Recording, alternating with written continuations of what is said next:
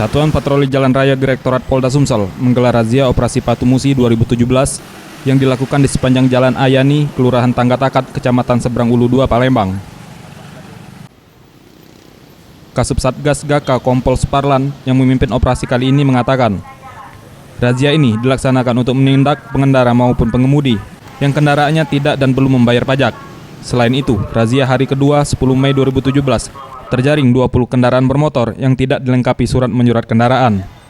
Ia juga menghimbau bagi para pengendara agar dapat meminimalisir kecelakaan, sebaiknya pengendara kendaraan bermotor dapat mentaati peraturan lalu lintas. Ya, pelanggaran yang mengakibatkan kecelakaan fatalitas seperti melawan arus.